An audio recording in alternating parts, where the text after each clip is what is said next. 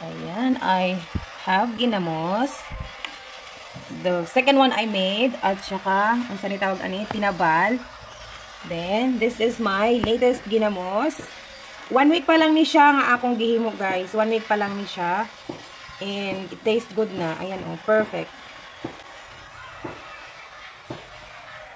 Ayan, eto pa. So, magtaka kayo kung ba't hindi ko siya pinaghalo. Ito kasi, ito yung medyo napaka-fresh pa na ginawa ko. Like, in the morning, nung pagka-receive ko ng isda, ito, ginawa ko siya kaagad. And this one kasi, para umabot na siya ng hapon, before ko siya ginawa. So, hindi ko pinaghalo yung fresh na ginawa kong bagoong at saka yung nabutan na siya ng hapon bago ko nagawang bagoong. Kasi magkaiba na yung lasa niyan. Marami na akong stock na ginamos. Ano yung ginamos? Bagoong. Bagoong yan. And syempre, sabi ng asawa ko, bibenta daw niya. Pero mas gusto ko, ano na lang, yung pangkonsumo na lang. Hanggang sa, ano, kasi 1 week pa siya. Ayan o, ito 1 week pa lang yan. Pero, ano na siya, bagoong na talaga siya. So, finally, marunong na akong gumawa ng bagoong, guys. So, malaking bagay na rin yung, syempre, hindi naman araw-araw lagi tayong may kita, alam niyo yun. So, at least, may pam-partner tayo sa ating mga kanin. So, smells so good. I did it so well. Ay, charis.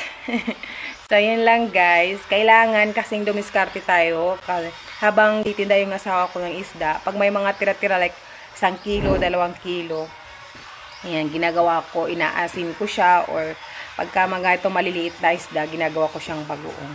Ayan, yung iba naman, yung mga nauna ko mga ginawa, guys, is binigay ko sa mga kapitbahay para matikman din nila, charis. Sa mga magulang ko, ganyan, mga kamag-anak ko. So, malaking tulong kasi pag walang-wala talagang may ulam, masarap na rin yung bagoong. So, alam ko naman na yung iba, hindi ko makain ng bagoong. Pero kami kasi dito, bagoong is life. Pwede yung sausaw sa saging, sa kung ano man yung pagsawsawan nyo. And we must be resourceful, charis, para hindi tayo, hindi masayang yung mga bagay-bagay. Ayan. Dami na, oh. 1 week pa lang to siya mula nung ginawa ko. So, ayan. Ginamos na dyan siya ba? Bagoong na talaga siya. Okay, mga 7 days mula nung ginawa ko ito. And this is the result. Perfect day. Uy, nangaon na sila, oh. Oh, na ginamos. Wait. Nagkuha ko. Ganina pa rin sila naghulat sa ginamos. Wait lang. So,